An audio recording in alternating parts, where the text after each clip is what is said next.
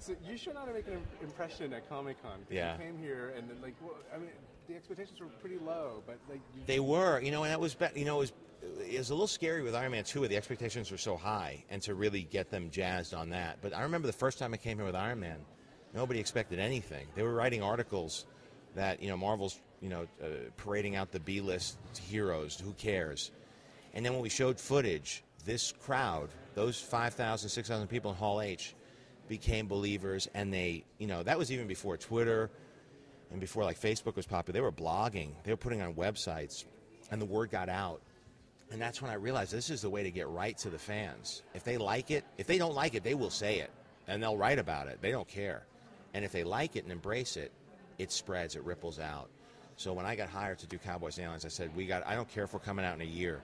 You know, we're coming out, we got another Comic-Con before we come out, 2 weeks before we open on July 29th.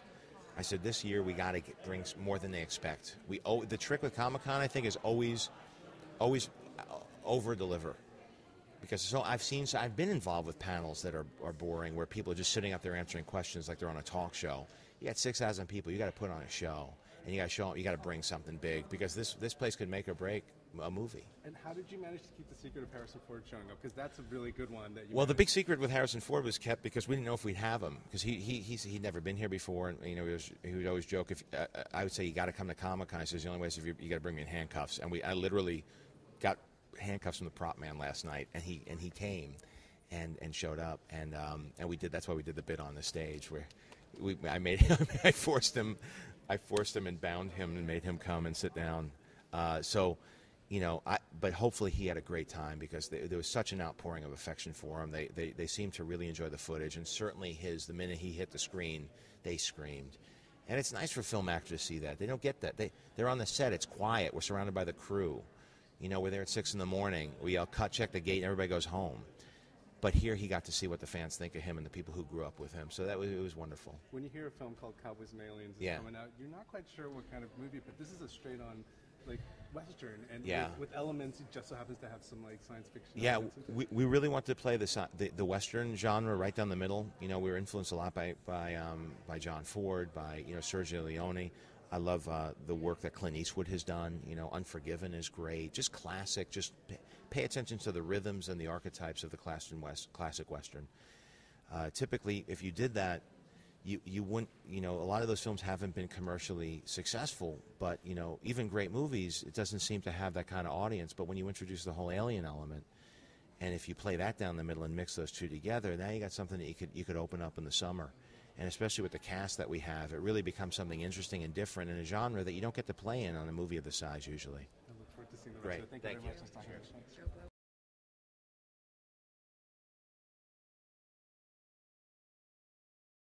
To bring a film like this to Comic-Con, and obviously you've had experience in the past, what was the preparation, and did you have like scenes in particular, like this is going to be the one that's going to make the most impact, and how did you choose the ones that calendar? We literally changed the shooting schedule because we knew which scene we wanted to show here. Before, when we'd come here, we'd already shot the movie or whatever, but we just started shooting 4 weeks ago. So we really had to plan what we wanted to show here and shoot that first, and accelerate, you know, get an editor on it working right away instead of waiting until the end of the movie, getting special effects in there right away. So it was difficult, and thanks to Universal and DreamWorks for supporting that, because it takes a little bit more money, and it takes a little bit more effort on our part, and they didn't have to do that. But John felt it was important that we show people here a year in advance what the tone of this movie was and what it might be. What is it about the property of Cowboys and Aliens that really drew the caliber of talent that you guys got for this film? Well, I think that the title holds so much promise, because the minute you hear it, you go, how are those two things going to work together? And for us, it was all about finding ways to pay homage to the things that we love most about both genres, and figuring out where they meet and how they connect. Bringing John onto the movie was so important because John is a master of tone. He really understands where comedy lives and where drama lives, and the balance between those two things. And he also understands that for genre, you have to essentially take it seriously, and if you do that, you can have fun and play within that context. But if you don't do that, if you're wink-winking at the audience, they check out. And that was huge for us. I think that's why the actors responded, because they knew it wasn't a joke. They saw that there were real parts in there, taking the world real seriously, and they have things to play. not only with the spectacle of it, but with each other. So big confidence builder that they all said yes. Now, you've been working with Harrison and also Daniel and watching their kind of process and stuff. Like, has it surprised how they deal with the stuff? And is it, do you get this gleeful, like, who's reading my line at this moment? It never gets old. It literally never gets old. It's insane that they know our names, first of all. On a daily basis, it's just weird. But it's amazing, too, because, obviously the promise of Indiana Jones versus James Bond is wonderful and extraordinary, but it raised the bar for us massively, because now you really have to make a movie that's going to live up to that expectation. There's things you can never write into a script that they know, because they are such learned film actors and movie stars, really. These guys are both good actors and they're movie stars. And they do things in moments that you would never think of that we'll take credit for, obviously. Once it's in the movie, we'll say, yeah, that was in the script. But they really protect an amazing image, an amazing persona, and they come up with things in just gestures and little moments that you would never imagine. How difficult is it to shoot in a place like Santa Fe? I'm picturing a lot of heat, all that kind of stuff. But like as producers, to kind of deal with the daily kind of grind of it, how are you guys kind of keeping sane? Except for the monsoons and the flash floods and the lightning rattlesnakes storms that shut down the set. Yeah, and the 100-degree searing heat. It's actually fine. It's it's a lot. You don't have an opportunity to make a Western that often anymore, but the authenticity is so important to all of us that it really means you have to get out there and get really dirty and make the movie feel dirty, and it's a lot, but it's worth it. Perfect. Thank you very Thanks much. a lot. Thanks. Take care. Thanks again. Pleasure. Congratulations.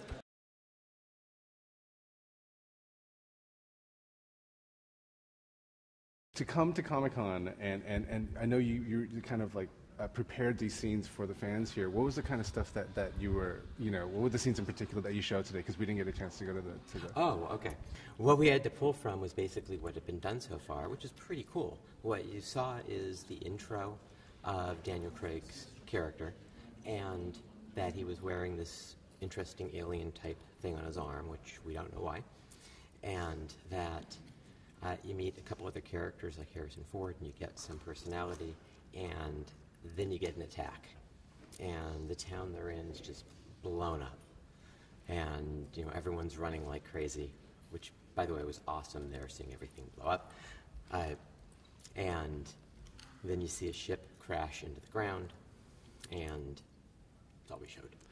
As a producer, was it really difficult to find the cast that you did? Because you got a really amazing cast for this film. I mean, Daniel Craig, Harrison Ford. We're blessed. The cast wanted to be in it. I mean, you don't know that feeling. The cast wanted to be in it. It's an agent's worst nightmare, of course. But they all just loved the roles. And everyone is just like thrilled every day to go there. And even though it's a long schedule, there's been some 24-hour days where there's first unit for 12 to 14 hours and second unit for 12 to 14. And in this case, there's like valuable stuff in both. For those of us who aren't familiar with the graphic novel and looking, there you go.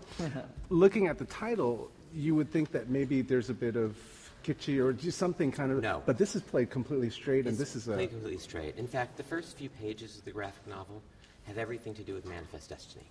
We show it's like split in half pages where you have humans moving into North America and just pushing aside the Native Americans because who cares? And on the other side of the page, you see the aliens and all the races they've subjugated and pushed aside, before even landing here. And who do we have to go to for help? So it's really interesting, and we don't hit over the head with Manifest Destiny. I mean, literally, it's like a few pages in here, but it's something that everyone gets, on different levels. And you definitely know the irony of cowboys and Indians having to work together, which I frankly don't remember a film that they've had to work together before, nor a juxtaposition like this, and it's totally played straight. Wonderful. Thank you. Yeah. Congratulations.